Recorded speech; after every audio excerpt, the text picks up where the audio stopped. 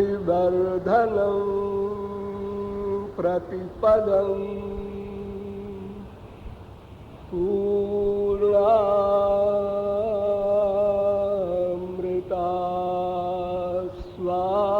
पूर्णामृतास्वादनं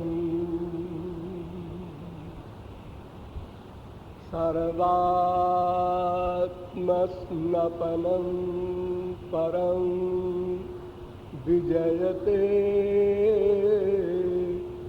श्री कृष्ण संकीर्तनम्।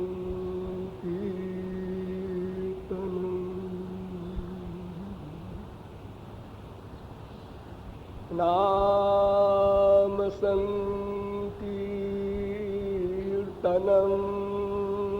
यस्य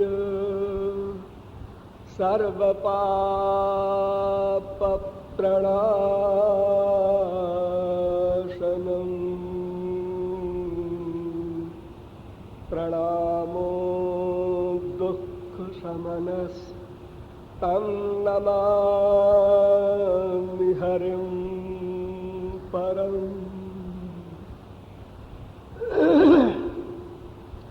यो ब्रह्माणं विदधाति पूर्वं यो वै वेदांश्च प्रहिणोति तस्मै तद्वन्हा देवमात्मबुद्धिप्रकाशं मुमुक्षुर्वै शरणमहं प्रपद्ये।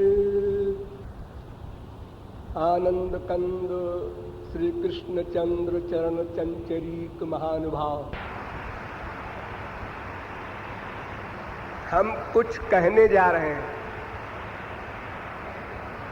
और आप लोग कुछ सुनने जा रहे हैं। ये कहना सुनना क्यों? इसलिए कि हमारा एक नेचर है, स्वभाव है जानने का। हम अल्पज्ञ हैं, कुछ जानना चाहते हैं, कुछ जानना शेष है। अनादिकाल से अनंत बार मानव देह मिल चुका, जिस देह को स्वर्ग के देवता भी चाहते हैं। क्यों? ज्ञान प्रधान प्लस कर्म प्रधान है। किंतु ज्ञान प्रधान होने पर भी अनंत जन्म बीत जाने पर भी वहीं के वहीं खड़े हैं, अर्थात कुछ जानना शेष है। क्या जानना शेष है यही नहीं जानते।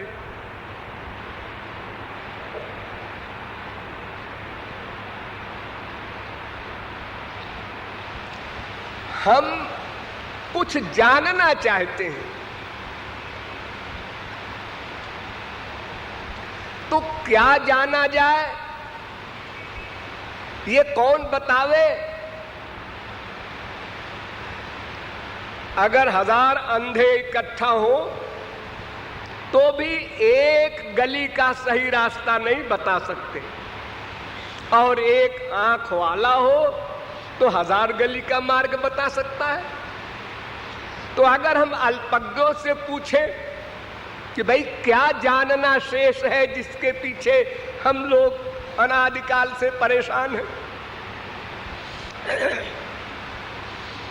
तो कुछ समझदार जो है वो कहते हैं भाई वो क्या जानना शेष है यही तो हम नहीं जानते। अगर हम यही जान लें कि क्या जानना है तो फिर तो हम विज्ञ हो जाएं, अज्ञ न रहे। तो फिर जाने कैसे कि क्या जानना है? तो इसके लिए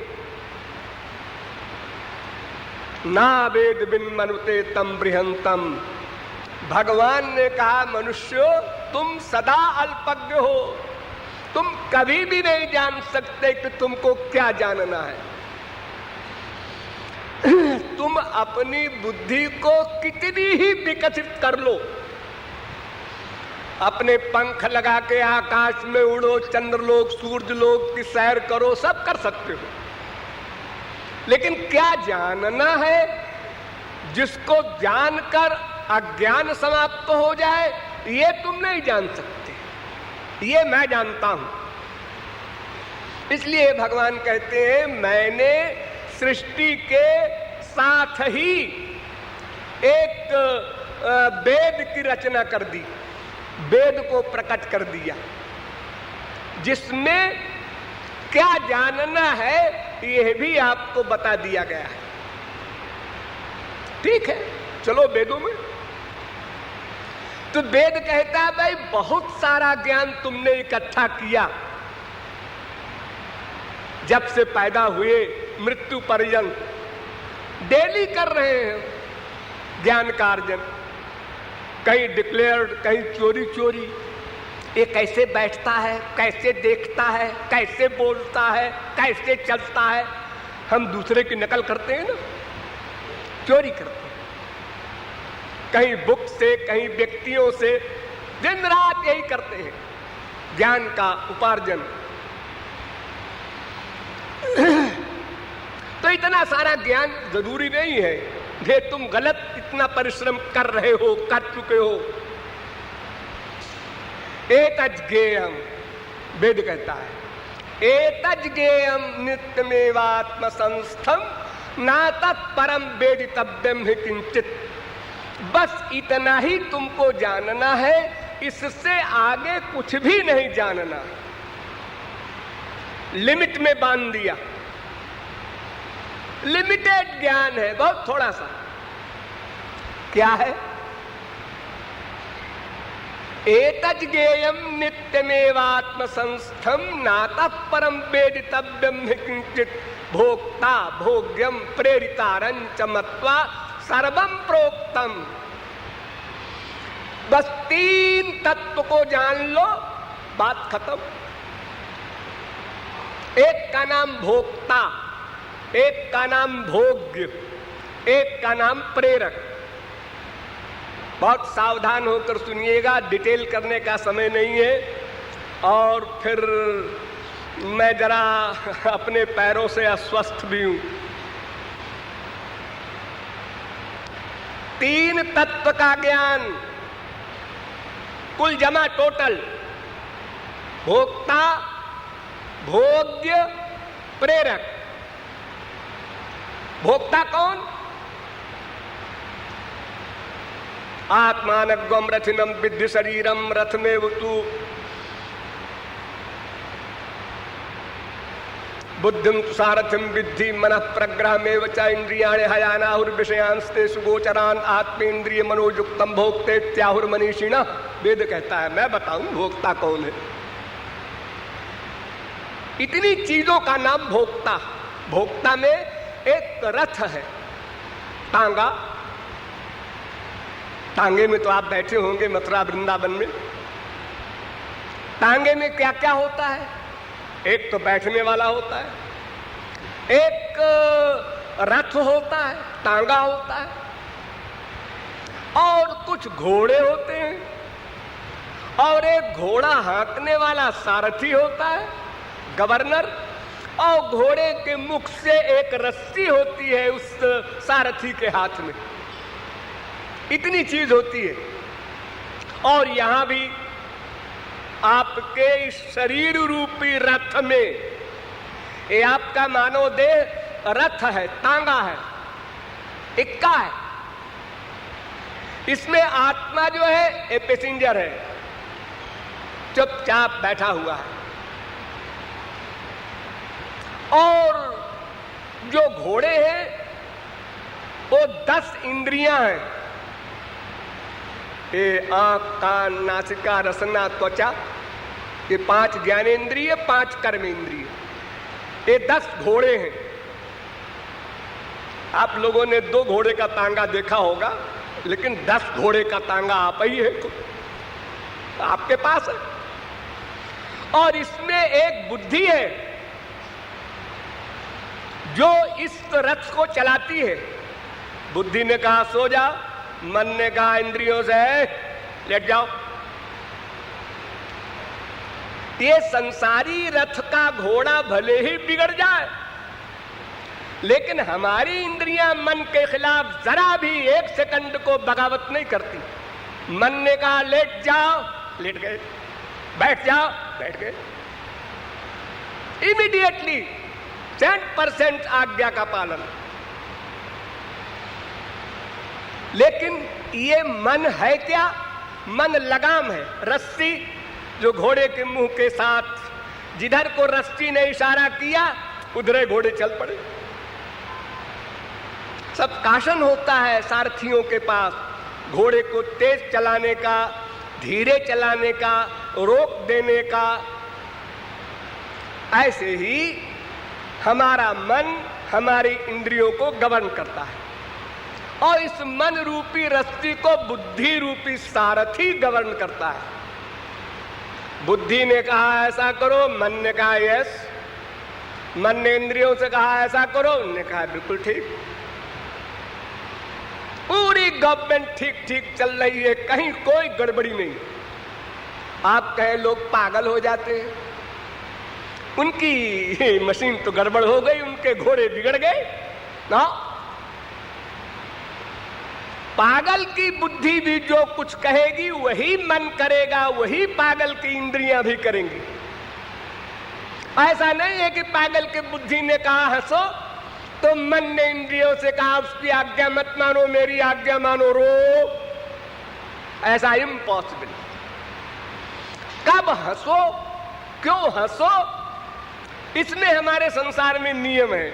उन नियमों का वो पालन नहीं करता पागल, इसलिए उसको हम पागल कहते हैं।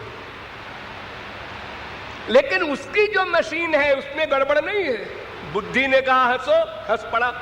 अरे कोई हंसने की बात है? तुम्हारा बाप मर गया है और तुम हंस रहे हो, पागल हो गए हो। हम पागल है इसीलिए, हमारा बाप मर गया ये हमको बोध नहीं है इसलिए हम हंस रहे।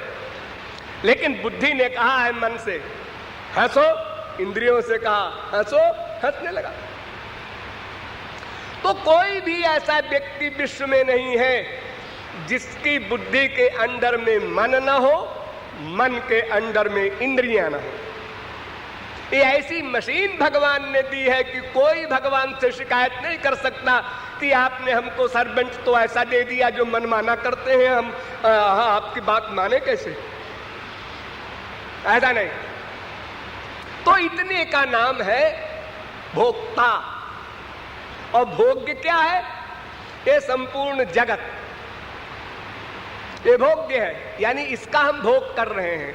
इंद्रियों से देखना, कान से सुनना, रसना से रस लेना, त्वचा से स्पर्श करना, ये सब इंद्रियों का हम जो संसार का भोग कर रहे हैं, इसलिए वो भोग्य है। इस संसार की जननी है माया, और एक प्रेरितारम, एक प्रेरक है, वो ब्रह्म है, भगवान है, परमात्मा है, गॉड है। अनेक नाम उसके, जो आप रख ले वही उसका नाम। का, खा, गा सब उसके नाम, आ, ई, ऊ सब उसके नाम।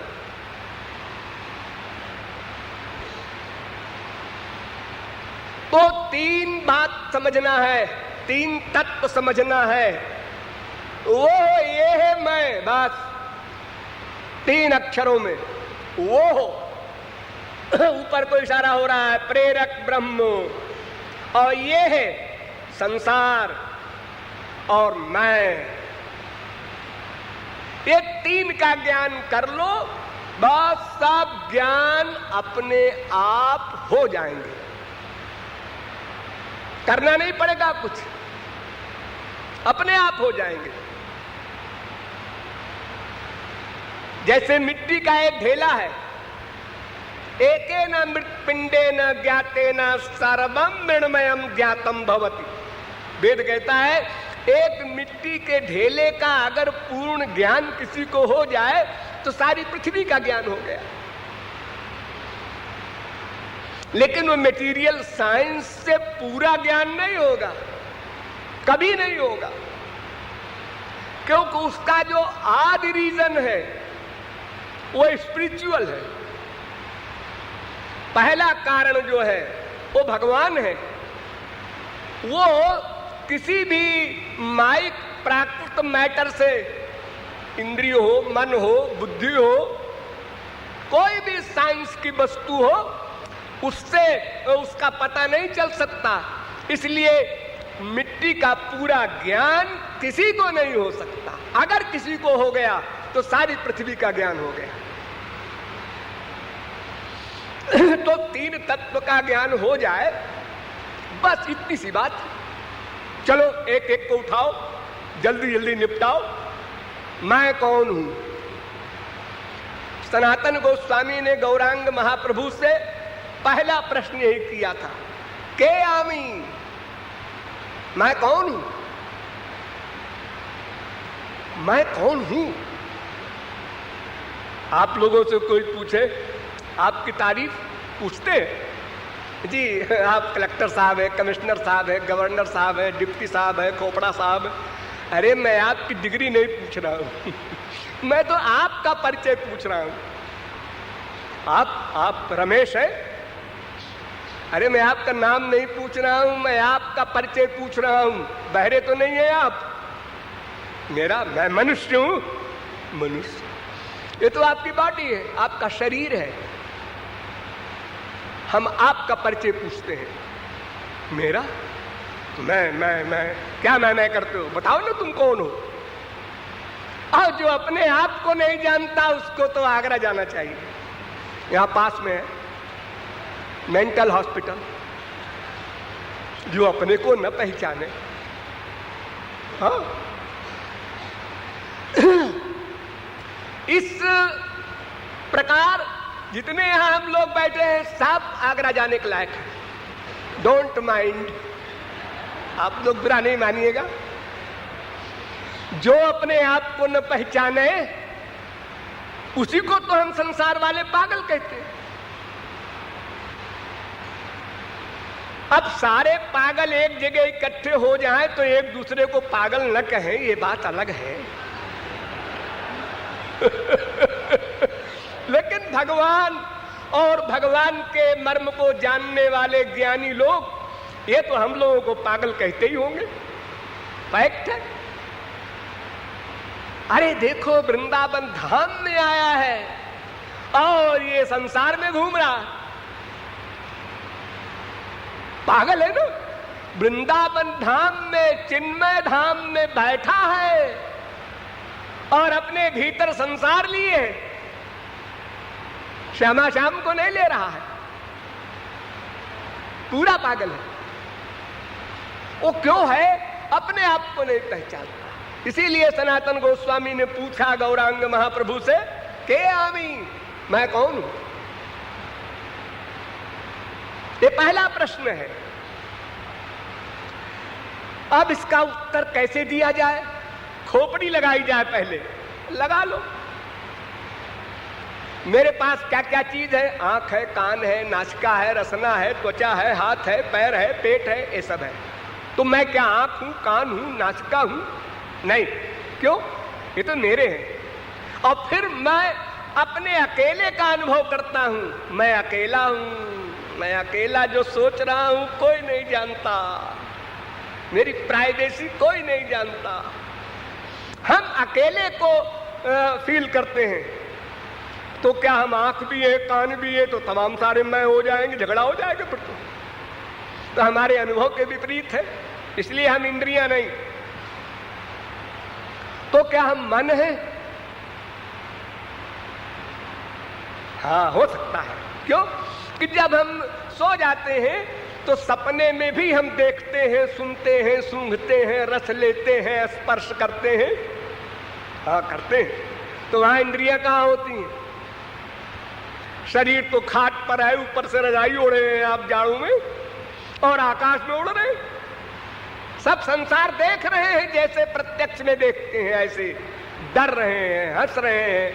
शोक, हर्ष, भय, प्रेम, वियोग, सबकी फीलिंग हो रही है प्रत्यक्ष की भांति 100%। ये कौन कर रहा है? मन। इसके सिद्ध हुआ हम मन है। चल गया पता। लेकिन जब आप गहरी नींद में सोते हैं तो कुछ सोचते हैं ना, कुछ नहीं अनुभव करते, अच्छा बुरा कुछ नहीं, न किंचित हम अवेदिशम, कुछ नहीं हम अनुभव करते। और मैं रहता है, नहीं रहेगा तो क्या फिर हम जागेंगे कैसे, फिर तो हम मर जाएंगे। तो भी अगर हम मैं मन होता तो फिर सुषुप्ति अवस्था में गहरी नींद में तो मन नहीं है, फिर भी मैं है, इसका मतलब मैं मन नहीं हूं। तो फिर मैं कौन हूं? चुप। जब महाप्रलय होता है तो कोई प्राकृत वस्तु नहीं रह जाती, इंद्रियां, मन, बुद्धि, स्थूल शरीर, सूक्ष्म शरीर भी नहीं रहता। एक सूक्ष्म शरीर होता है, वो भी नहीं रहता, केवल मैं और मेरे सारे कर्म, दो वस्तु रहती है। महाप्रलय में जब भगवान के महोदर में हम लीन रहते हैं, पेंडिंग में पड़े रहते हैं, कुछ कर्म नहीं कर सकते। तो देखो, सूक्ष्म शरीर भी हम नहीं है। सूक्ष्म शरीर से हम लोग मरने के बाद स्वर्ग जाते हैं, नरक जाते हैं, तमाम लोकों में घूमते हैं, लेकिन महाप्रलय में तो सूक्ष्म शरीर भी नहीं रहता। तो फिर मैं कौन है? बुद्धि समाप्त, फुल स्टॉप। आगे गति नहीं बुद्धि की। अरे तो क्यों इतनी मेहनत किया? अरे एक किताब पढ़ लेते। इंद्रियाणि पराण्याहुरिंद्रियेभ्यः परम मनः मनसस्तु परा बुद्धिर्बुद्धे जो बुद्धे परतस्तु सा। गीता। इंद्रियेभ्यः परा अर्थार्थेभ्यश्च परम मनः मनसस्तु परा बुद्धिर्बुद्धिरात्मा महान परा महता परम अव्यक्तम अव्यक्तात् पुरुषः परा पुरुषान्न परम किंचित सा काष्ठा सा परा गति वेद। अर्थात इंद्रियों से परे मन, मन से परे बुद्धि और बुद्धि से परे मैं। एक सेंटेंस में कह दिया है शास्त्रों ने, आपने इतनी मेहनत की तर्क से। वो बुद्धि से परे है मैं रूपी आत्मा बुद्धि का प्रकाशक है। ध्यान दो, तो प्रकाशक से प्रकाशित वस्तु अपने प्रकाशक की प्रकाशिका नहीं हो सकती। देखो, ये लाइट जल रही है, ये प्रकाशक है, आप लोग प्रकाशित हो रहे हैं। लाइट चली गई तो आप लोग दिखाई नहीं पड़ेंगे, अंधेरा हो गया। अब आप उसके प्रकाशक हो जाएं लाइट के, इम्पॉसिबल। नंबर 2, इंद्रिय मन बुद्धि प्राकृत है, माया के बने हैं, माइक है, मटेरियल है, और मैं स्पिरिचुअल है। इसलिए इंद्रिय मन बुद्धि मैं को कभी भी नहीं जान सकते। ऐसा नहीं कि ये कम बुद्धिमान है इसलिए नहीं जानता। बुद्धि की जो अंतिम अथॉरिटी हो वो भी नहीं जान सकता। अनंत कोटि बुद्धियों को इकट्ठा करके एक महाबुद्धि बनाई जाए तो भी नहीं जान सकता, क्योंकि जितनी भी बुद्धियां होंगी सब प्राकृत होंगी, माइक होंगी। देखो, आंख है, ये आंख देखने का काम करती है, जी हाँ, कान सुनने का काम करता है।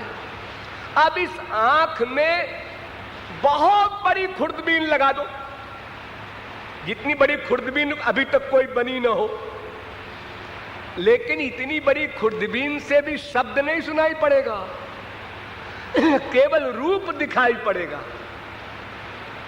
शब्द तो कान से सुनाई पड़ेगा, खुर्दबीन से नहीं सुनाई पड़ेगा।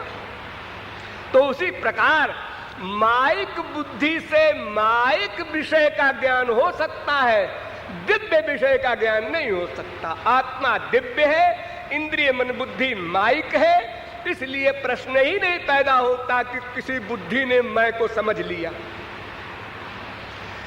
तो फिर क्या करें? बस फिर वही चलो, वेदों में, शास्त्रों में, पुराणों में वही बताएंगे और उनकी बात मान लेना पड़ेगा और मान करके उसी के अनुसार साधन करना पड़ेगा, तब अनुभव होगा। संसार में जितने भी वर्क करते हो, किसी की हेल्प लेते हो। ट्रेन में जाना है, टाइम टेबल देखो, अरे नहीं फोन करके पूछ लो, नहीं कुली से ही पूछ लो और उसकी बात मान लो, उसी समय स्टेशन पहुंच जाना और पहले टिकट ले लेना, फिर प्लेटफॉर्म पे जाना। ये सारी बातें आपने मान ली। क्यों जी? क्यों टिकट पहले ले ले, हम पैसा लिए रहेंगे, टीटी आएगा कह देंगे साहब लो पैसा टिकट बनाओ। नहीं नहीं जुर्माना हो जाएगा। क्यों जुर्माना हो जाएगा जी, हम दे तो रहे किराया। ऐसा कानून नहीं है, नियम नहीं है। हम सब चीज संसार में मान लेते हैं। ऐसे ही ईश्वरीय विषय में भी वेदों की, शास्त्रों की बात मानना होगा, प्लस प्रैक्टिकल साधना करनी होगी, तब अनुभव होगा। तो मैं कौन हूं?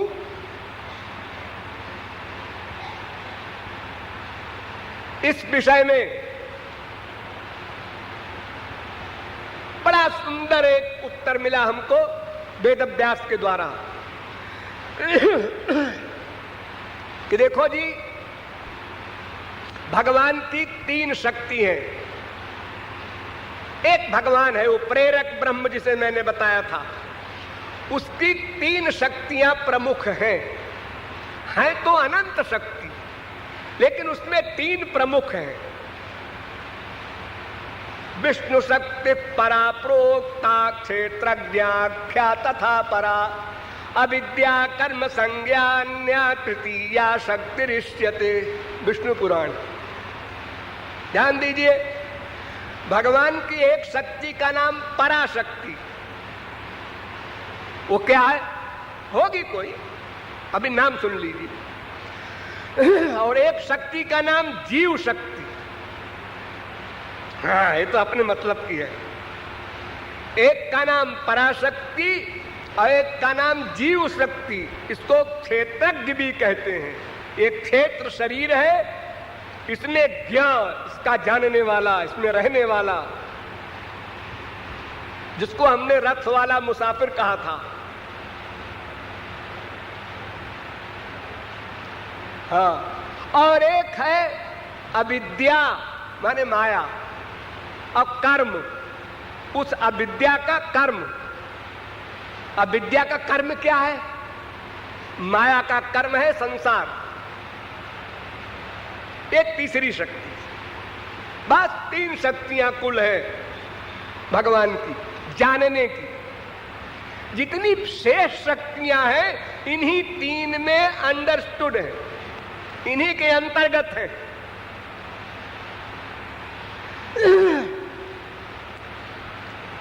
तो इससे क्या सिद्ध हुआ? इससे यह सिद्ध हुआ कि भगवान की इन 3 शक्तियों के ज्ञान में एक शक्ति ऐसी है जो हमसे संबंध रखती है, उसको जीव शक्ति कहते हैं। इन तीनों शक्तियों का लक्षण सुनो संक्षेप में।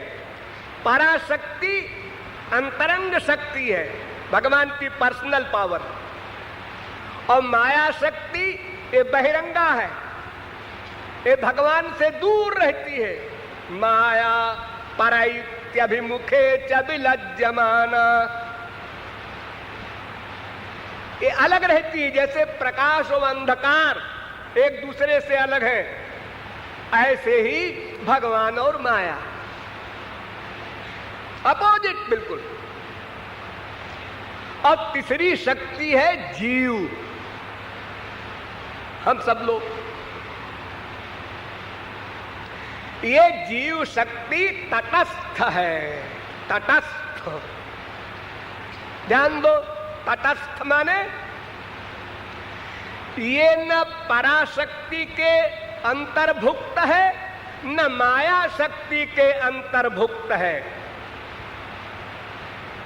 ये तटस्थ है।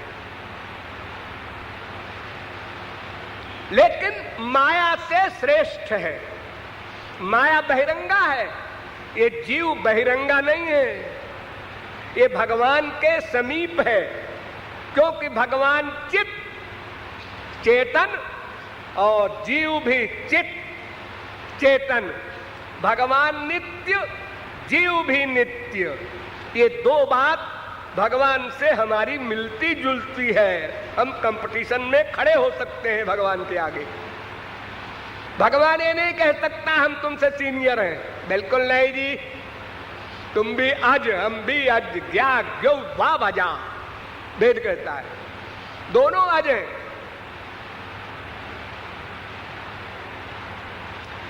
वो भगवान के समीप है, बीचों बीच जीव और बाहर है माया।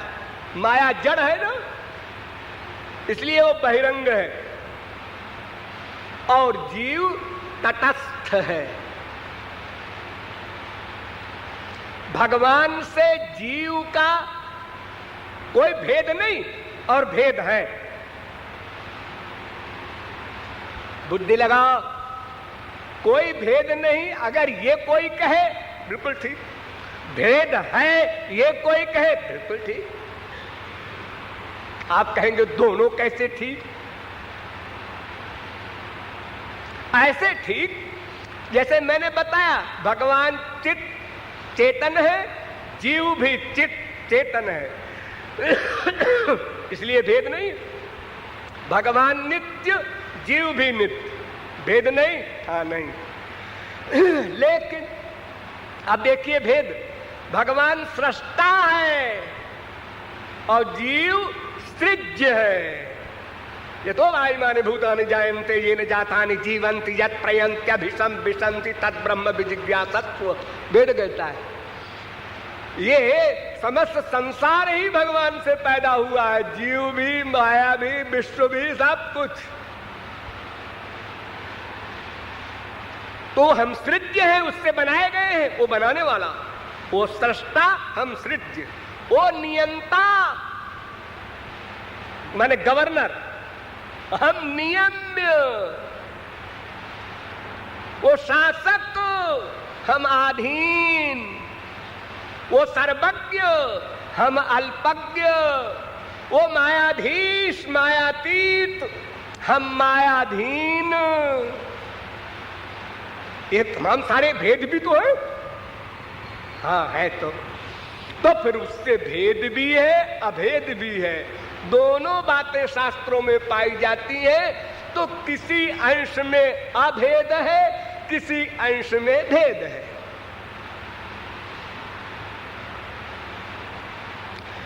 हम चित्त होकर भी उसकी शक्ति है।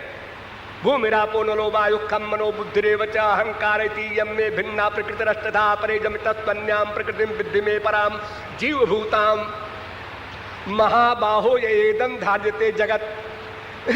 भगवान ने गीता में बड़े स्पष्ट शब्दों में कहा है कि मेरी दो प्रकृति है, प्रकृति शक्ति, एक परा माने श्रेष्ठ और एक अपरा माने निकृष्ट।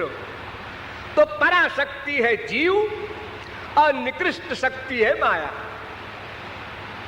ये दो मेरी शक्तियां हैं। और तीसरी मेरी शक्ति मैंने आपको बताया परा शक्ति, वो स्वरूप शक्ति कहते हैं उसको, जो अंतरंग है।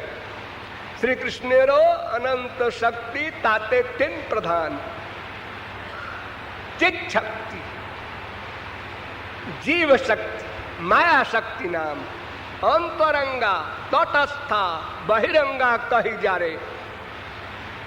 ये पराशक्ति अंतरंग है, जीव शक्ति तटस्थ है, माया शक्ति बहिरंग है।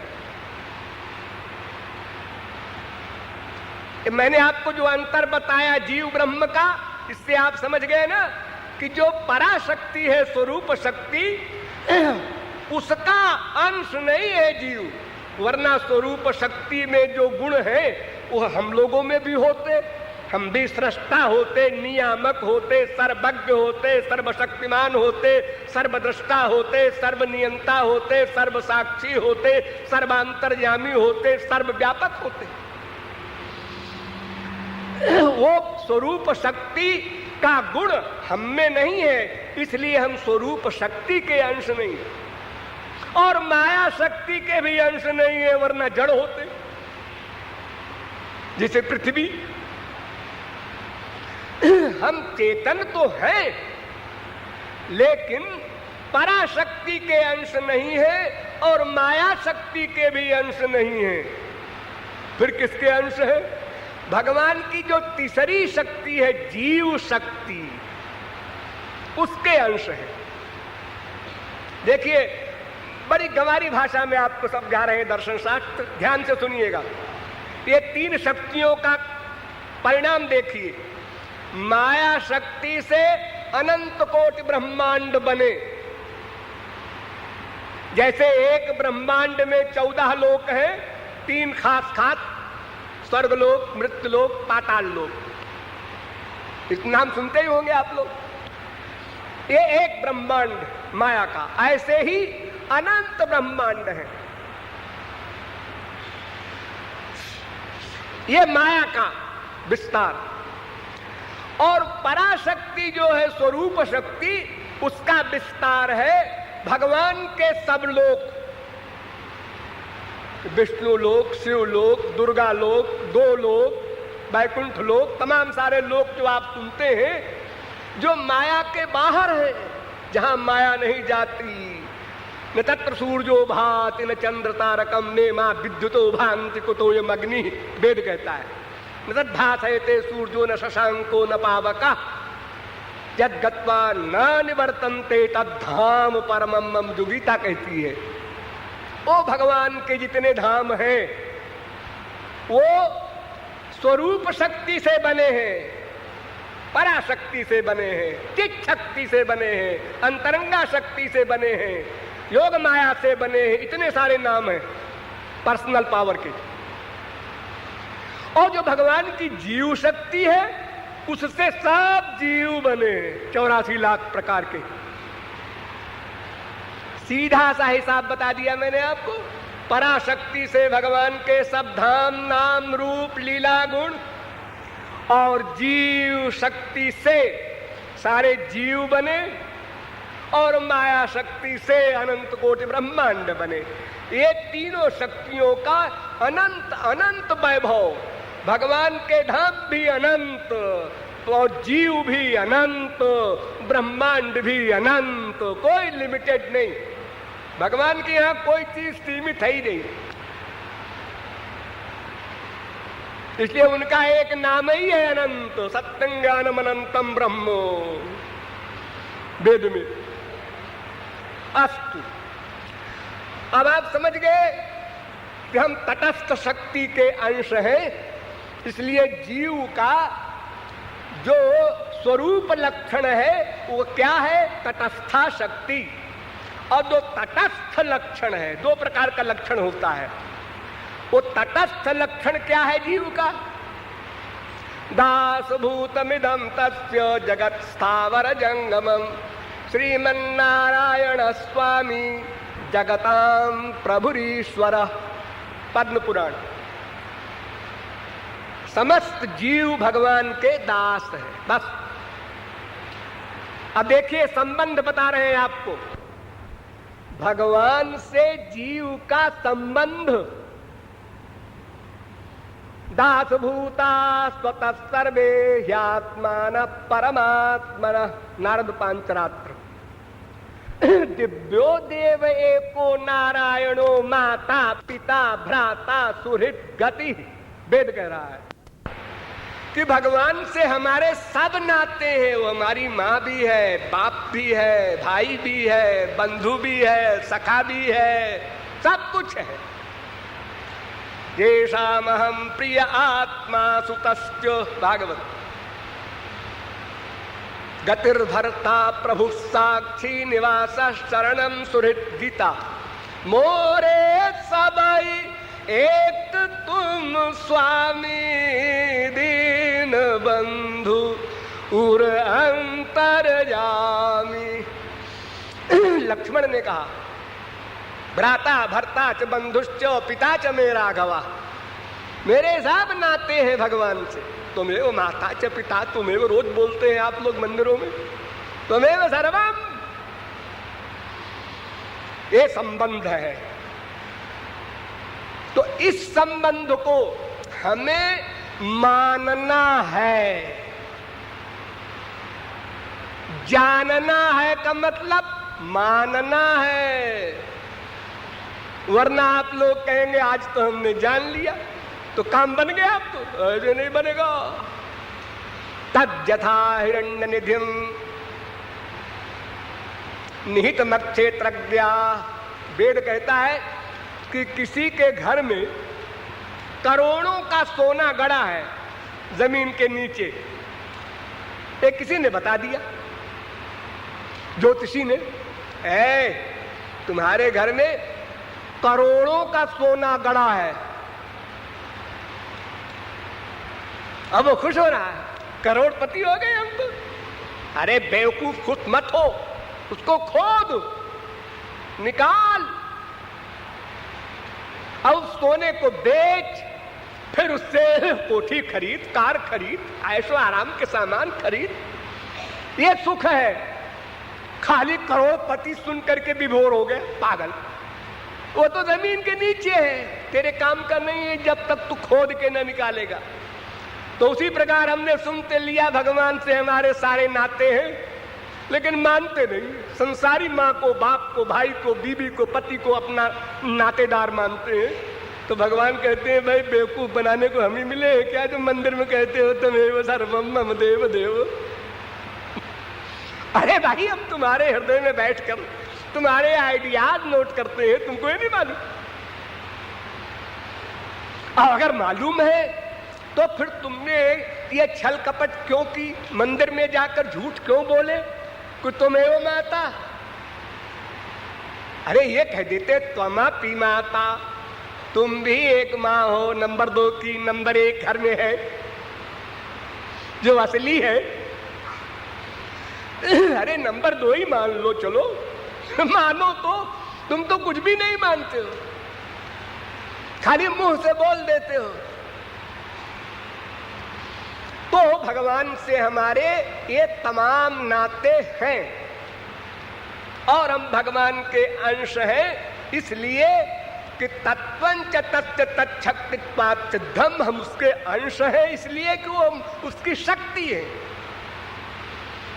जीव शक्ति है ना, तो उसकी शक्ति होने के कारण हम उसके अंश कहलाते हैं। इसीलिए भगवान ने कहीं शक्ति कह दिया उसी गीता में कि मेरी प्रकृति है, और ये भी कह दिया ममैवांशो जीवलोके जीवभूत सनातन ईश्वरांश जीवया विनाशी। अंश का मतलब टुकड़ा मत समझ लेना, भगवान के टुकड़े नहीं हुआ करते। वो तो अच्छेद्यो या मराह्यो या मक्लेद्यो सोचते वचा है, उसके टुकड़े नहीं होते। पूर्ण से पूर्ण निकालो, पूर्ण बचेगा। उसके जैसे कोई बर्फ का टुकड़ा होता है 1 क्विंटल का, उसमें हमने अगर 10 ग्राम भी निकाल लिया तो कम हो गया। ऐसे भगवान के टुकड़े नहीं हुआ करते। उसकी शक्ति होने के कारण हम अपने को अंश कहते हैं, शास्त्र वेद अंश कहते हैं। तो ऐसा कोई मैं नाम का तत्व है जिसके विषय में अनेक प्रकार के निरूपण लंबे चौड़े शास्त्रों में हैं। अब ये सोचना है कि ये जो मैं नाम का जीव है, ये कहीं तो लिखा है कि व्यापक है, कहीं लिखा है व्याप्य है। कितना बड़ा है? ये बड़ा सूक्ष्म होता है कि शरीर के बराबर होता है, या सर्वव्यापक होता है। ये 3 में एक बात होनी चाहिए। तो इसका बड़ा सुंदर निरूपण शास्त्रों में भी किया, वेदांत में भी किया गया। कि ये जीव 3 बातें इसमें पाई जाती हैं, ध्यान दो, उत्क्रांति, गति, आगति। इसलिए वेदांत में वेदव्यास ने एक सूत्र बना दिया, उत्क्रांति गत्या गति नाम। जीवात्मा ऊपर उठता है, सयदास्मात् शरीराद उत्क्रामत सहैवैतैः सर्वैरुत्क्रामत, वेद कहता है। ये वेद का प्रमाण है। वेदव्यास कहते हैं, मैं अपनी ओर से नहीं कह रहा हूं। और ये वै के चस्माल्लोकात् प्रयन्ति चंद्रमसमेव ते सर्वे गच्छन्ति। ये गति बता रहे हैं जीवों की मरने के बाद। और तस्माल्लोकात् पुनरेत्यस्मै लोकाय कर्मणे, ये वेद कह रहा है वो फिर उन लोकों के फल भोग करके मृत्युलोक में आते हैं। तो उत्क्रांति, गति, आगति, ये 3 चीज वेदों में पाई जाती है। इससे पता चलता है कि जीव सर्वव्यापक नहीं। अगर सर्वव्यापक होता तो गति कैसी, आगति कैसे, जाना आना किसका, फिर तो यही लीन हो जाता। जैसे एक हमारे हाथ के अंदर आकाश है, आकाश माने खाली जगह, हमने हटा लिया, अब ये महाकाश हो गया, उसको जाना आना कहाँ है, घटाकाश मठाकाश की तरह। तो इसलिए जीव विभु नहीं, व्यापक नहीं, तो शरीर के बराबर मान ले, क्योंकि शरीर में जहां कहीं चुभोते हैं दर्द होता है, शरीर के बराबर मान ले। तो वेदव्यास ने कहा नहीं, एवंच आत्मा आकार्त्यम अंत्यावस्थितेश्च उभय नित्यत्वात् विशेषः, ब्रह्मसूत्र। आत्मा का एक ही परिमाण रहता है, प्रारंभ में, मध्य में, अंत में। और अगर शरीर के बराबर मानोगे आत्मा, तो चींटी की आत्मा हाथी में कैसे रहेगी? हाथी का शरीर तो बहुत बड़ा होता है, और हाथी जब चींटी बनेगा तो इतनी बड़ी आत्मा चींटी में कैसे घुसेगी? और अगर कहो कि आत्मा छोटी बड़ी हो जाती है शरीर के अनुसार, तो जो छोटी बड़ी हो, घटे बढ़े, वो नित्य वस्तु नहीं होती। तो आत्मा तो नित्य है। न घटत उद्भव प्रकृति पुरुषयो रजयो, वेद कह रहा। इसलिए मध्यमाकार माने शरीराकार आत्मा है, ये भी गलत। तो फिर एक चीज बची, आत्मा अणु है, सूक्ष्म है। कितना सूक्ष्म है? वो इतना सूक्ष्म है कि सूक्ष्मता की अंतिम सीमा के आगे सूक्ष्म है। तुम सूक्ष्म वस्तु की जो कल्पना करो, इलेक्ट्रॉन, प्रोटॉन, न्यूट्रॉन, जो भी तुम मानो आखिरी, उससे अधिक सूक्ष्म है। इसलिए कोई वैज्ञानिक आज तक देख नहीं सका कि आत्मा जब निकलता है, कोई मरता है, तो किधर से जा रहा है, कान से निकला कि नाक से निकला कि सिर से निकला। इतना सूक्ष्म है।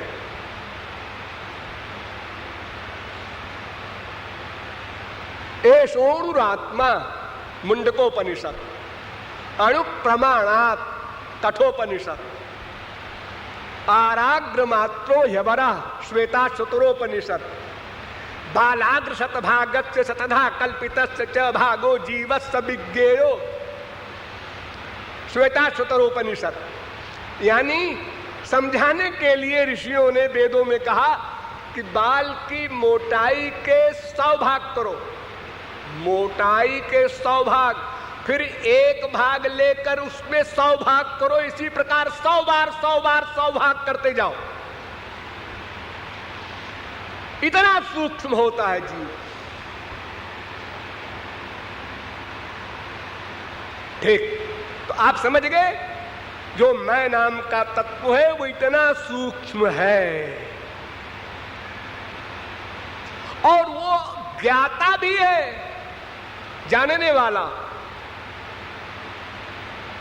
अथ जो वेदेदम जिघ्राण स आत्मा, एष ही दृष्टा श्रोता प्रष्टा घ्राता मनता बोधा कर्ता विज्ञानात्मा पुरुष, वेद कह रहा है। वो करता है, ज्ञोतयो ब्रह्म सूत्र वेदांत भी कह रहा है, वो जानने वाला है। कुछ सिद्धांत हमारे यहां ऐसे हैं कि वो ज्ञान स्वरूप है आत्मा, ज्ञान स्वरूप भी है लेकिन ज्ञाता भी है। अगर ज्ञाता न हो तो फिर ज्ञान कैसे होगा? और कर्ता भी है बरकर, कर्ता शास्त्रार्थवत्तात वेदांत कह रहा है, ब्रह्म सूत्र। वो कर्ता है, अगर कर्ता न हो तो फिर भोक्ता कैसे होगा? फिर शास्त्र वेद के उपदेश क्यों? अगर कर्म करने का अधिकार न होगा, अगर हम लोग बहुत से भोले भाले कह देते हैं ना, जो लिखा होगा वो होगा, जो भगवान करेगा वो होगा। अरे अगर भगवान ही करेगा और जो लिखा है वही होगा तो फिर हमको दंड क्यों मिलता है? लिखने वाले ब्रह्मा की चुटिया पकड़ो, ऐसा क्यों लिखा, या भगवान ने ऐसा क्यों कराया हमसे? लेकिन वेद में कहा गया है एष एव साधु कर्म कारयति, ये ब्रह्म ही हमसे अच्छा कर्म करवाता है, और एष एव साधु कर्म कारयति, खराब कर्म भी वही कराता है, ऐसा भी वेद कहता है। हाँ, होई सोई जो राम रचि राखा, हम लोग बोलते हैं ना, हाँ? सब ही नचावत राम गोसाई, भ्रामयन सर्वभूतानि यंत्रारूढ़ानि माया, गीता। तमेव भान्तम अनुभाति सर्वम तस्य भाषा सर्वमिदं विभाति, वेद। वो घुमाता है, वो प्रेरक है। और आपने प्रारंभ में ही वेद मंत्र में बताया था, प्रेरितारंच मत्वा, वो प्रेरक है। तो जब वो प्रेरक है तो हम क्या करें बेचारे? जैसी प्रेरणा करे वैसे हम करेंगे। दुर्योधन ने कहा था श्री कृष्ण से कि जानामि धर्मम न च मे प्रवृत्ति, जानाम्य धर्मम न च मे निवृत्ति। मैं जानता हूं धर्म क्या है लेकिन प्रवृत्ति नहीं होती, मैं जानता हूं पाप क्या है लेकिन निवृत्ति नहीं होती। केनापि देवेन हृदय स्थितेन यथा नियुक्तोस्मि तथा करोमि। वो प्रेरक जैसे घुमा देता है चाबी, वैसे मैं कर्म करता हूं। ये सब प्रमाण जो है शास्त्रों के, ये आप लोगों को भ्रम में डाल देते हैं कि अगर ये सही है तो फिर भगवान ने अर्जुन से क्यों कहा ऐसा कर, ऐसा कर, ऐसा कर, ऐसा ना कर, ऐसा ना कर? वेद में क्यों कहा विधि निषेध? हर ग्रंथ में क्यों कहा जाता है ऐसा करो? हाँ, समझ लो उसको 2 मिनट में। देखिए, 2 प्रकार का कर्म होता है। एक डायरेक्ट करता अपनी पावर से, जैसे राम ने सब कुछ किया, श्री कृष्ण ने सब कुछ किया, तो इनका कोई प्रेरक नहीं था, ये स्वयं अपने प्रेरक थे। लेकिन जीव जितने हैं इनके प्रेरक भगवान हैं। प्रेरक माने क्या? कर्म करने की शक्ति दान करते हैं। आंख में देखने की शक्ति, कान में सुनने की शक्ति, मन में सोचने की शक्ति, बुद्धि में जानने की शक्ति। लेकिन क्या जानिए ये आप पर छोड़ दिया। जानने की शक्ति आपको दी, क्या जानना है ये आप पर निर्भर है। अभी आप नहीं समझे, अच्छा यूं समझिए। देखिए, पावर हाउस ने आपको पावर दी, इलेक्ट्रिसिटी की, बिजली की। आपके पंखे चलने लगे, लाइट हो गई, एयर कंडीशनर चलने लगा, सब हो रहा है। हाँ, अब किसी ने गलती से पावर जाती हुए नंगे तार को पकड़ लिया और वो मर गए। तो अब इसके बाद तुम पावर हाउस को गाली दो कि न तू पावर हाउस पावर देता, न मेरा बेटा मरता। तो पावर हाउस कहता है भैया मैंने तो तुम्हारे आराम के लिए दिया था, अब तुम गलत यूज करो उसको, गलत प्रयोग करो।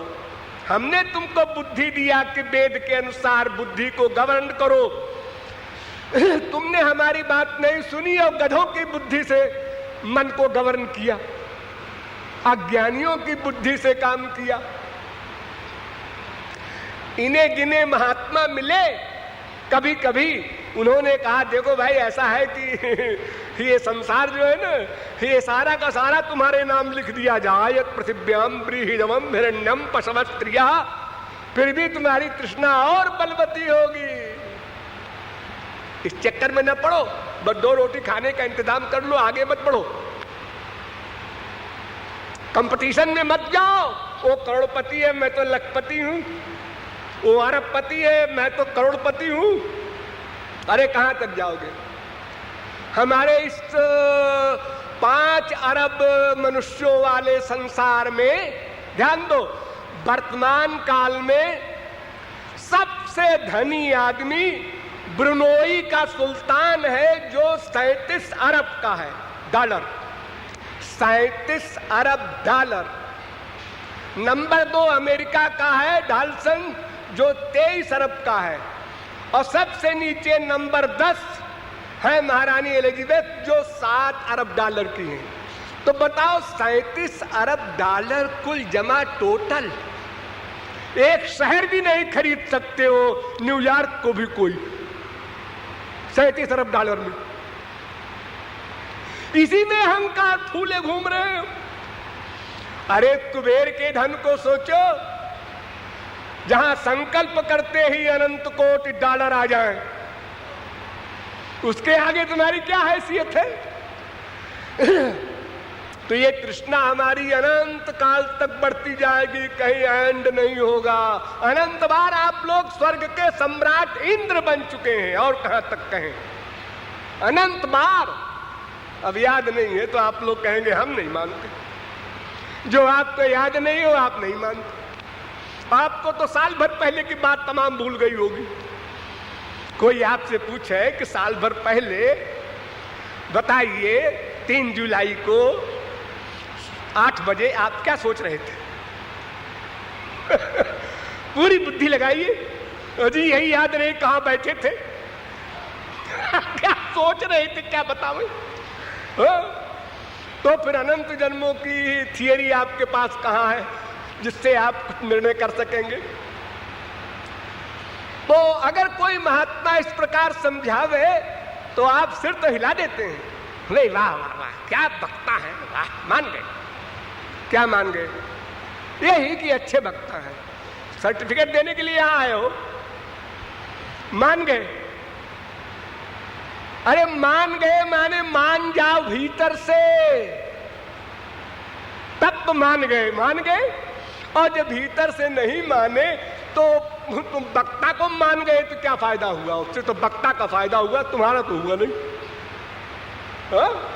हम लोग यही करते हैं, अनंत बार अनंत संतों का सुना, हर जन्म में सुनते रहते हैं। बड़े बड़े जगत गुरु आए, भगवान के अवतार आए, सबका सुना और सुन के सिर हिला दिया।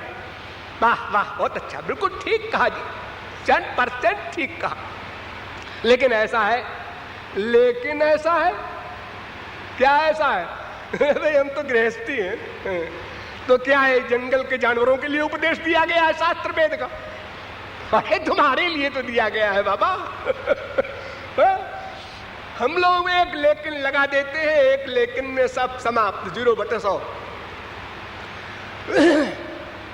तो ये मैं नाम का तत्व ऐसा है जो ज्ञाता भी है, कर्ता भी है, भोक्ता भी है, और भगवान इसको शक्ति देता है। चेतनश्चेतना नाम एको बहुनाम जो विदधाति कामान, वेद कहता है। ये चेतन जीवों को चैतन्यता दान करता है, वरना जीव का चेतनत्व ही मिट जाए। यत् चक्षुषा न पश्यति जेन चक्षु ध्वंस पश्यति यत् प्राणेन न प्रीणते। यानी एक एक इंद्रिय मन बुद्धि की शक्ति देने वाला भगवान है। अब शक्ति का हम सही उपयोग करें या गलत करें, ये हमको अधिकार दे दिया भगवान ने। इसलिए भगवान डायरेक्ट करता नहीं है हमारे कर्म का, जो हम भगवान के ऊपर छोड़ दें। जो उसकी इच्छा है वो हो रहा है। उसकी इच्छा तो सृष्टि करने की यही थी। मुख्यं तस्य ही कारुण्यम, कि जीव मेरी शरण में आवे, परमानंद प्राप्त करें, भवबंधन से मुक्त हो। उसकी तो ये इच्छा थी। उसकी इच्छा आप कहां पूरी कर रहे हैं? आप तो उल्टा कर रहे हैं।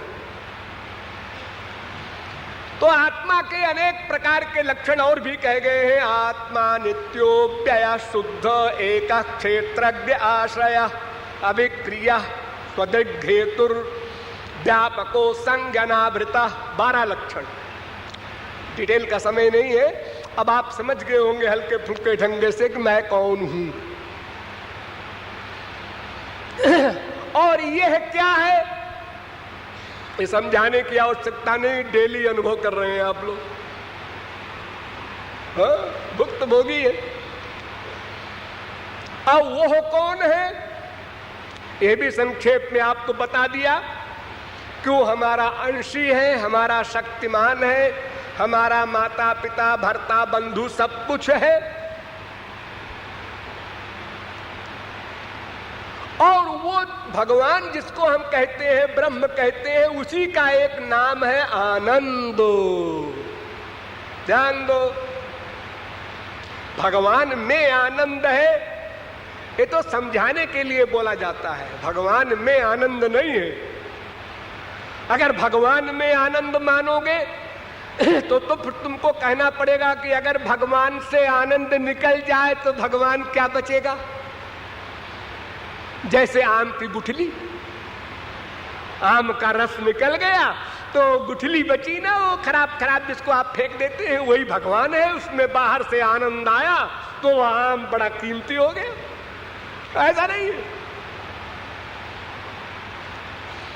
आनंद ही भगवान है, ऐसा वेद कह रहा है। आनंदो ब्रह्मेति विजानात आनंदाध्येव खल्विमानि भूतानि जायन्ते आनंदेन जातानि जीवन्ति आनंदम प्रयन्त्यभिशं विशन्ति। वो आनंद है। भगवान कह दो, चाहे आनंद कह दो, चाहे मजा कह दो, चाहे लुत्फ कह दो, वो एक ऐसी चीज है जिसके अनंत नाम है। अलग अलग भाषाओं में अलग अलग आइडियाज है सबके, और उसके हम अंश हैं। ध्यान दो, उसके हम अंश हैं। तो प्रत्येक अंश अपने अंशी को चाहता है। ये नेचर है, नेचर। देखो, जितनी आग होती है जलती हुई, ये सूरज की अंश है। सूरज सबसे बड़ी आग है। हम लकड़ी जलाते हैं, उस सूरज की तरफ भागती है लौ। जितने पानी है उनका जो अंशी है समुद्र है, तो सारी नदियां दुनिया के सब समुद्र में जाती हैं। टेढ़ी जाए, मेढ़ी जाए, कहीं से जाए, उत्तर से जाए, पश्चिम से जाए, कहां गई? समुद्र में। अरे देखो, हमारे हाथ में मान लो एक मिट्टी का ढेला है, एक किसका अंश है? पृथ्वी का। इसको छोड़ दो, जहां जाना हो जाए। छोड़ दिया, कहां गया? पृथ्वी ने खींच लिया। प्रत्येक अंश का प्यार, प्रत्येक अंश का एम, प्रत्येक अंश का उद्देश्य उसका अंश ही होता है। तो चूंकि भगवान आनंद है, इसलिए हम लोग आनंद ही चाहते हैं। इसलिए इस प्रश्न के उत्तर के लिए शास्त्र के पन्ने नहीं उलटने हैं कि हम आत्मा है, पर हम चाहते क्या है। हम चाहते क्या है ये तो सब गधे भी जानते हैं। जिस समय आप माँ के पेट से नीचे गिरते हैं, क्या करते हैं? पहला काम क्या होता है? रोते हैं। जब आप रोते हैं तो माँ हंसती है। अरे बेटा रो रहा है, तू हंस रही है। मैं इसलिए हंस रही हूं कि जिंदा पैदा हुआ। अगर ये तुरंत न रोवे तो हमको धक्क हो जाए कि मरा हुआ है। देखो स्वार्थी माँ को, वो बेचारे को इतना कष्ट हुआ पैदा होने में कि वो तड़प रहा है, रो रहा है, और माँ विभोर हो रही है, मुस्कुरा रही है, बच्चा जिंदा है। तो पहला काम आपने यही किया, रो करके दुख को निकाला और आनंद को मांगा। आप कुछ जानते वानते नहीं, शब्द भी नहीं जानते, कुछ नहीं, लेकिन अंदर की चीज आपकी निकल रही है रो करके। आनंद के लिए रोया, आनंद मिला, रोया, आनंद मिला, दुख माइनस हुआ, आनंद मिला। सारे जीवन रोते रहे, क्यों? आनंद के लिए। कभी कभी हंसे भी, हाँ, क्यों? आनंद के लिए। सोए भी आनंद के लिए, जागे भी आनंद के लिए, उठे भी आनंद के लिए, बैठे भी आनंद के लिए, प्यार भी किया आनंद के लिए, झगड़ा लड़ाई भी किया आनंद के लिए। देखो क्रियाएं विरोधी हो रही हैं, लेकिन उद्देश्य एक है, आनंद। दूसरा कोई उद्देश्य हो ही नहीं सकता। करोड़ कल्प कोई प्रयत्न करे तो भी नहीं बना सकता, क्योंकि हम आनंद ब्रह्म के अंश हैं, हम आनंद चाहते हैं। तो दूसरा प्रश्न हल हो गया। हम जीव हैं, भगवान के अंश हैं, और भगवान ही आनंद है, इसलिए हम भगवान रूपी आनंद चाहते हैं। वो कैसे मिलेगा? एक प्रश्न रह गया, वो कैसे मिलेगा? बस यही प्रश्न हल हो जाए, और वो जो कैसे मिलेगा हल हो, तो उसी के अनुसार हम साधना कर लें, बस काम बन जाए। तो इसका बड़ा सुंदर निरूपण 11वें स्कंद के दूसरे अध्याय में भागवत में किया है। एक विदेह, जनकपुर के विदेह परमहंस राजा थे, उनका नाम था निमि। निमि परमहंस थे और राजा भी थे। हम लोग भी उस समय रहे होंगे और देखा होगा, ये इतना बड़ा राजा है, काहे का परमहंस है? अरे मामूली बैरागी कोई होता है तो सब छोड़ छाड़ देता है बीवी बच्चों को, और जंगल में जा करके वृंदावन में कहीं कुटी बना के रहता है, और इतना बड़ा राज्य का राजा है और आप कहते हैं परमहंस है। सब कहने वाले पागल हैं। हाँ, ऐसे परमहंस तो हमारे हिंदू धर्म में 99% हुए हैं, जो गृहस्थ में रहे करोड़ों वर्ष। ध्रुव, प्रहलाद सब ने राज्य किया, और परमहंसों के दादा है। हमारे ब्रज की गोपियां कहीं कुटी बना के नहीं रही, जो समस्त जगत गुरुओं और महात्माओं की दादी है, अथॉरिटी है, जिनकी चरण धूलि ब्रह्मा शंकर चाहते हैं। तो निमि परमहंस राजा यज्ञ कर रहे थे, उसमें बड़े बड़े ब्रह्मर्षियों को बुलाया था, बहुत बड़ा यज्ञ हो रहा था। तो नव योगीश्वर थे, वो भी सब परमहंस थे, और उनका शरीर कभी बूढ़ा नहीं होता था। एक उम्र में सदा बच्चे रहते थे, सनकादिक परमहंसों की तरह। ये भगवान के लड़के थे, ऋषभ के, मनु महाराज के लड़के, प्रियव्रत उनके लड़के, आग्नेध्र उनके लड़के, नाभि उनके लड़के, ऋषभ भगवान के अवतार। और ऋषभ के लड़के 100, ऋषभावतार भगवान का अवतार है, उनके 100 बच्चे हुए। 100 बच्चे में एक लड़के का नाम भरत। वो भरत परमहंस नाम सुना होगा आप लोगों ने, जिनके नाम से ये भारतवर्ष नाम पड़ा है, वो भरत। और 9 योगीश्वर अलग हुए, तो 9 1 10, और 9 राजा हो गए। उनको पृथ्वी के राज भोगने का शौक पैदा हो गया। अब बचे 81, वो कर्मकांडी हो गए, वेदों के यज्ञ आदि कराने वाले। तो इन सब में एक तो भरत महापुरुष हुए और एक 9 योगीश्वर। तो 9 योगीश्वर जो है, ये घूमते घामते राजा निमि के यज्ञ में पहुंच गए कहीं। ये तो स्वतंत्र थे, चाहे जहां चले जाएं आकाश मार्ग से। जब वहां पहुंचे कबीर हरिरंतरिक्ष प्रबुद्ध पिप्पलायन आविर्होत्रोक्त दुमिल चमसा करस भाजन, इन 9 योगीश्वरों के नाम हैं। तो ये जब पहुंचे तो निमि ने बड़े जोर से दंडवत किया, चरण धोया और आचमन किया, पूजा किया, आरती किया और सिंहासन पर बिठाया, अपना स्वयं नीचे बैठे और कहा महाराज क्या बात है, बोलो। अत आत्यंतिकम क्षेमम पृच्छामो भवतो नघाः। जो आत्यंतिक क्षेम हो, माने सबसे ऊंचा कल्याण। कल्याण बहुत तरह के होते हैं ना, सबसे ऊंचा जो कल्याण हो, श्रेय हो, वो आपसे जानना चाहते हैं। तो चुप बैठे रहे, बोले ही नहीं। 9 तो निमि ने सोचा शायद मेरे पूछने में कुछ गड़बड़ है। उन्होंने कहा महाराज मेरा मतलब ये है, आत्यंतिक क्षेम जो मैंने कहा कि धर्मान भागवतान ब्रूत यदि न श्रुतये क्षमम यही प्रसन्न प्रपन्नाय दास्यत्यात्मानमप्यज। महाराज मैं भागवत धर्म सुनना चाहता हूं, माने जिससे भगवान प्रसन्न हो वो कौन तरीका है, यानी भगवत प्राप्ति का उपाय क्या है, उस आनंद को पाने का उपाय क्या है, ये प्रश्न किया।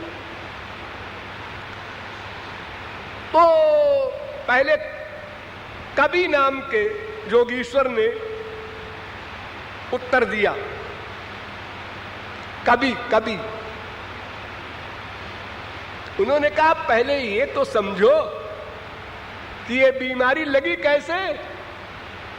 भयं द्वितीयाभिनिवेशतस्यादीशा दपेतस्य विपर्ययो स्मृति तन्मायया तो बुधया भजेत्तं भक्त्यैकयेशं गुरुदेवतात्मा। ये भागवत का सर्वोच्च श्लोक मैं मानता हूं इसको। इसकी बड़ी लंबी व्याख्या मैं हजारों वर्ष कर सकता हूं, इसमें बहुत रहस्य भरा है। पहला, जीव भगवान की तरफ पीठ किए है, बहिर्मुख है, उल्टा मुंह है। जैसे आमने सामने होते हैं ना 2 आदमी और लड़ाई हो जाए मियां बीवी में तो पीठ कर ले एक दूसरे की तरफ। ऐसे ही ये जीव परमात्मा से विमुख है। कब से?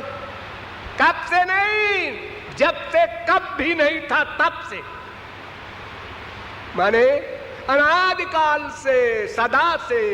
जब से भगवान है तब से जीव है और तभी से बहिर्मुख है। एक दिन बहिर्मुख नहीं हुआ, प्रारंभ नहीं हुआ।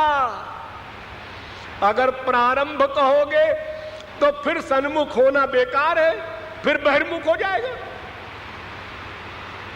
ऐसा नहीं, सदा से बहिर्मुख है। तो बहिर्मुख होने के कारण दूसरा अभिनिवेश हो गया। क्या? शरीर का। मैं जीव हूं, भगवान का अंश हूं, दास हूं, ये भूल गया और क्या सोचने लगा? मैं शरीर हूं, ब्राह्मण हूं, क्षत्रिय हूं, वैश्य हूं, पुरुष हूं, स्त्री हूं। ये सब बीमारी लग गई इसको और ये कहता जा रहा है कि ये तो मेरा शरीर है और देखता जा रहा है कि आज वो मर गया और शरीर पड़ा है और वो चला गया। हाँ साहब 4 बजे चला गया हो। कौन चला गया? अरे भाई रमेश। और लेटा कौन है? अरे तो डेड बॉडी है भाई। तो ये डेड बॉडी तो पहले तो तुम कहते थे यही रमेश है। अपने को शरीर मानते हो। बस ये अज्ञान क्यों आया? तन माया, वो जो भगवान की बहिरंगा शक्ति है माया, उसने आपके अपने स्वरूप को भुलाया। और दो प्रकार की माया, एक आवरणात्मिका, एक विक्षेपात्मिका। एक ने आपको अपना स्वरूप भुलाया, दूसरे ने आपके को संसार में आसक्त किया। इसको अपना अपना अपना अपना माना। हमारी माँ, हमारा बाप, हमारा बेटा, हमारी बीवी, हमारा मकान, हमारी प्रॉपर्टी, हमारा बैंक बैलेंस, सब गलत कर डाला। गणित जिन लोगों ने पढ़ा हो, अगर पहला गणित का पहला अंश गलत हो जाए, 4 पंचे 21 लिख दें हम, तो जितना गणित करेंगे सब गलत हो जाएगा। तो प्रारंभ ही गलत हो गया कि वो भगवान के बहिर्मुख था, इसलिए माया लगी, इसलिए अपने स्वरूप को भूला, अपने को शरीर माना, और इसलिए शरीर संबंधी सारे संसार में आसक्त हो गया। ठीक, कारण मालूम हो गया। हाँ, ये बीमारी कहां से पैदा हुई? बहिर्मुख होने से, भगवान की ओर पीठ करने से, भगवान को भुला देने से, अपने को भगवान का दास न मानने से ये सारी बीमारी लगी। हाँ, तो इलाज क्या है? अरे जब बीमारी का कारण मालूम हो जाए तो इलाज क्या है? गधा भी कर ले। हम जो भगवान के बहिर्मुख हैं, सन्मुख हो जाए, बस दवा यही है। समाने वृक्षे पुरुषो निमग्नो निशया शोचित मुह्यमानः जुष्टं यदा पश्यत्यन्यमीश मत्त महिमानमिति बीत शोका। वेद कहता है एक सेंटेंस में, ध्यान दो। एक ब्रह्म है, एक जीव है, इस पोजीशन में है दोनों। ये ब्रह्म है, एक जीव है। जीव फल भोग रहा है, कर्म कर रहा है, और ब्रह्म पीछे खड़ा नोट कर रहा है। ये ब्रह्म कहता है right about turn, left about turn, तुम मेरे सन्मुख हो जाओ किसी प्रकार, बस काम बन जाए तुम्हारा, तुम्हें करना वरना कुछ नहीं है। ये सन्मुख हो गया। जुष्टम यदा पश्यत्यन्यमीशमच्च, हो गई दवा, रोग चला गया, जीव कृतार्थ हो गया, बात खत्म। जीव ब्रह्म का मिलन, माया भागी अनंत कोट कल्प तक नहीं आएगी आपके पास। ये जो माया का रोग है आपके साथ लगा, ये बहिर्मुखता के कारण है। भगवान के सन्मुख हो गया, माया गई। ये दवा, ये उपाय। वो आनंद कैसे मिले, वो भगवान कैसे मिले, उसके सन्मुख हो जाओ। सन्मुख कौन हो? इंद्रियां हो? नहीं। आत्मा हो? वो तो बेचारी क्या कर सकती है? आत्मा में जो कर्तृत्व शक्ति वाला मन है, अंतःकरण जिसको आप कहते हैं, उस मन को सन्मुख होना है। मन को केवल मन को। मुंह में ताला लगा लो, आंख में पट्टी बांध लो, कान में रुई दे लो, भगवत प्राप्ति हो जाएगी। एक बार राधे श्याम मत बोलो, भगवत प्राप्ति हो जाएगी। क्योंकि अगर भगवान ये शर्त रख दे कि मेरा नाम लेना कंपलसरी है, तो गूंगे लोग हड़ताल कर देंगे कि महाराज हमको फ्री में भगवत प्राप्ति कराई जाए, हमको गूंगा आपने क्यों पैदा किया। भगवान कहते हैं हमारे नाम की जरूरत नहीं, जबान है तो लो, अच्छा है। हम तो केवल मन चाहते हैं, केवल मन का प्यार, मन का अनुराग। भजन मन को करना, शरण मन को होना, साधन मन को करना, सारा काम मन का है। उसी मन को हम हटा देते हैं, इंद्रियों से सब कुछ करते हैं। आज मुड़िया पूर्णिमा है, कई लाख लोग गोवर्धन की परिक्रमा कर रहे हैं, लेकिन गिरिराज महाराज यानी श्री कृष्ण का ध्यान कितने लोग कर रहे हैं? तो उंगलियों पर गिनने वाले लोग होंगे। बाकी लोग ऐसे 14 किलोमीटर घूम लेने से गोलोक मिल जाएगा, इस भ्रम में पड़े और संसार में आसक्त होते जा रहे हैं। हर साल बुढ़िया पूर्णिमा को गोवर्धन महाराज की परिक्रमा भी हो रही है। तो ये तत्वज्ञान सबसे पहले आवश्यक है कि किसी भी कर्म का कर्ता मन है। उपासना, भजन, साधना, जो कुछ भी आप करना चाहे, मन को करना है, केवल मन को। इसलिए इसी एक श्लोक में कहा जा रहा है कि भजेत, भगवान का भजन करना है, माने मन को भजन करना है, क्योंकि मन विमुख हुआ है, क्योंकि प्रत्येक कर्म का कर्ता मन है। इंद्रियां तो उससे गुलाम है बेचारी, जिधर मन कहता है उधर जाती है। अगर मन कहे राधे राधे बोलो तो उसकी मक्खी बोलेगी, कौन सी जबान नहीं बोलेगी। लेकिन एक बात और उसमें आ गई, वो क्या? गुरुदेवतात्मा। देखो भाई, ये सब जो कुछ मैं बता रहा हूं, इन सब के लिए सबसे नंबर 1 काम है गुरु होना, और उस गुरु को इष्टदेव मानना और अपनी आत्मा के समान मानना। ऐसी भावना गुरु में हो। एष वही भगवान साक्षात, उसको भगवान का रूप मानना। तस्मिन् तज्जने भेदा भावात्। क्या जरूरत है जी गुरु जी की? कोई भगवान में कमी है? भगवान में कमी नहीं। भगवान की बात सुनना, समझना, करना, और उसके अंत में तुम मन को शुद्ध भी कर लोगे तो काम नहीं बनेगा।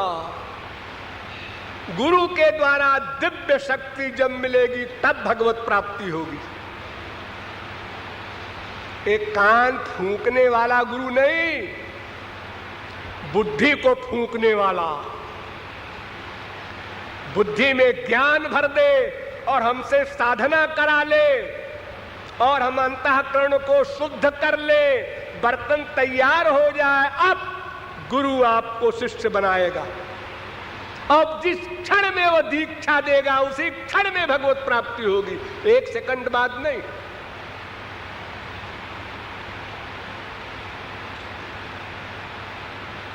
दिव्यम ज्ञानम जतो दद्यात् कुर्यात् पापस्य संक्षयम तस्मात् दीक्षेति सा प्रोक्ता। भगवत प्राप्ति के लिए दीक्षा उच्छा आवश्यक नहीं है रागानुगा भक्ति में, ये पूजा वगैरह में आवश्यक है। लेकिन वहां भी अवैष्णवोपदिष्टेन मंत्रेण निरयम व्रजेत, जिससे दीक्षा ले रहे हैं अगर वो पूर्ण शुद्ध महापुरुष नहीं है, यानी श्रोत्रिय प्लस ब्रह्मनिष्ठ नहीं है, तो दीक्षा लेने वाला निरयम व्रजेत, नरक जाएगा। तो पहले हमको शिक्षा लेना है, गुरु से समझना है, अब मन ही मन गुरु मान लेना है। वो शिष्य नहीं बनाएगा, हम सर फोड़ डाले अपना। अब बनावे तो कैसे बनावे बेचारा, तुम्हारा बर्तन तो ठीक ही नहीं। अगर बिना बर्तन ठीक हुए में कोई 1 करोड़ क्विंटल दूध डालता जाए और सब नीचे गिरता जाए, तो लोग कहेंगे दूध लेने वाला कम पागल है, डालने वाला ज्यादा पागल है। उसको समझना चाहिए ना कि तुम्हारे दूध में तो नीचे तलवा है ही नहीं। इसलिए अंतःकरण की शुद्धि करना, इसमें गुरु की पहली आवश्यकता। सतां प्रसंगान् मम वीर्य संविदो भवन्ति हितकर्ण रसायना कथा तज्जोषणादाश्वपवर्ग वर्त्मनि श्रद्धा रतिर्भक्ति अनुक्रमिष्यति। कितना सुंदर श्लोक है, देखिए एक ही श्लोक में सब बता दिया। देखो भाई, सब शास्त्र कहते हैं पहले श्रद्धा होनी कंपलसरी है। श्रद्धा, श्रद्धा किसे कहते हैं? श्रद्धा शब्द विश्वास को है, दृढ़ निश्चय, दृढ़ डिसीजन हो, अटल। 100 करोड़ लेक्चरर आवे और विद्वान आवे, सरस्वती बृहस्पति आवे, हमारी बुद्धि को टच से मस न कर सके, ऐसा दृढ़ निश्चय जिसका हो उसको श्रद्धावान कहते हैं। तो श्रद्धावान पहले हो जाना चाहिए व्यक्ति को, तब गुरु के पास जाए, ये शास्त्र कहते हैं। आदौ श्रद्धा ततस्ताधु संगो थ भजन क्रिया ततो नर्थ निवृत्ति स्यात् ततो निष्ठा रुचिस्ततः अथा ततो भावस्ततः प्रेमाभ्युदञ्चत्। ये क्रम है, पहले श्रद्धा, फिर महापुरुष की शरणागति, फिर महापुरुष का सत्संग, फिर अनर्थ की निवृत्ति, फिर निष्ठा, फिर रुचि, फिर आसक्ति, फिर भाव, फिर प्रेम की प्राप्ति। लेकिन वेद व्यास ने कहा नहीं भाई ये तो ठीक है, लेकिन हम तुमको एक तरकीब बताएं, श्रद्धा हो चाहे ना हो, आ जाओ। हाँ भाई, बिना श्रद्धा वाले को बताओ महाराज, ये तो बड़ा अच्छा है, अपन भी अधिकारी हो जाएंगे। हाँ तो सताम प्रसंगान मम वीर्य संविदो, तुम प्रैक्टिकल मैन का, भगवत प्रेमी का, अनुरागी का, जिसके अंतःकरण में श्यामा श्याम के प्रति भीतर अनुराग हो, उसका तुम प्रसंग करो। एक संग होता है, एक प्रसंग होता है। संगत का मतलब ये भी होता है जैसे हम किसी महात्मा के साथ हैं और उसकी गलतियां देखते जा रहे हैं, ये देखो कैसे चल रहा है, ये देखो कैसे क्या खाता है, ये देखो कैसे अकड़ रहा है, और साथ रहते हैं हमेशा। ये बात इसकी पसंद नहीं है, ये जरा बेवकूफी की बात करता है, ये बात जरा ठीक है, और साथ रहते हैं। तो इस संग से क्या लाभ होगा? और अपराध कमाएगा। अगर वो सचमुच संत है तो उसके प्रति जरा सी दुर्भावना होना भी नामा अपराध है, फिर करोड़ भगवान भी क्षमा नहीं कर सकते उसको। दिन रात वो राधे राधे किया करे, भगवान को बर्दाश्त नहीं है भक्त के प्रति किया हुआ नामा अपराध। तो प्रसंग माने जिसमें मन की शरणागति हो, तद विद्धि प्रणिपातेन परिप्रश्नेन सेवया। महापुरुष की मन से शरणागत हो, बुद्धि को समर्पित करो, बुद्धि न लगाओ उनकी आज्ञा के आगे, और सेवा करो। ये खाली सेवा करो और बुद्धि लगाते जाओ, मर जाओगे। अरे मन बुद्धि को ही तो ठीक करना है, वो तो तुम गड़बड़ किए जा रहे हो। और हाथ भी दबाते हो गुरुजी का, पैर भी दबाते हो, पूजा आरती भी करते हो ये सब 0/100 मिलेगा। तो महापुरुषों के संग से जो भगवत विषय तुम लगातार सुनोगे, ऐ अश्रद्धालु जीव, तो श्रद्धा रतिर भक्तिर अनुक्रमिष्यति, तो श्रद्धा भी पैदा हो जाएगी। और जब श्रद्धा पैदा हुई तो बीज पड़ गया खेत में, अब तो अंकुर पैदा हो गई, अब कौन रोक सकता है। फिर रति माने भाव पैदा होगा, फिर प्रेम उसके बाद मिलेगा, और फिर भगवान तक तुम्हारे दास हो जाएंगे। लेकिन ये सारी प्रक्रिया गुरु के द्वारा ही होगी। इसलिए वेद व्यास ने कहा नारद पुराण में, तत्वं गुरु समम नास्ति, सबसे इंपॉर्टेंट तत्व गुरु तत्व है। जिनकी आप लोग आज गुरु पूर्णिमा मना रहे हैं, अपने अपने गुरुओं को अंतःकरण में धारण कर रहे हैं, उस गुरु तत्व का इतना बड़ा महत्व है कि वेद व्यास भागवत में कहते हैं, उस गुरु को देवता और इष्ट देव के समान मानकर उनके शरणागत होकर साधना करने से जब तुम्हारे अंतःकरण की शुद्धि हो जाएगी, अनर्थ की निवृत्ति हो जाएगी, तब उनकी कृपा से दिव्य प्रेम मिलेगा। यानी भगवत दर्शन, भगवदानंद, परमानंद, नित्यानंद, दिव्यानंद मिलेगा और तुम और तुम्हारे प्रश्न एतज्ज्ञेयं नित्यमेवात्म संस्थम वाले हल हो जाएंगे। तुम सदा को मालामाल हो जाओगे। सदा पश्यन्त सूरयः तद्विष्णोः परमं पदम। इन शब्दों के साथ आज के प्रवचन का उपसंहार होता है। शेष फिर कभी। बोलिए वृंदावन बिहारी लाल की।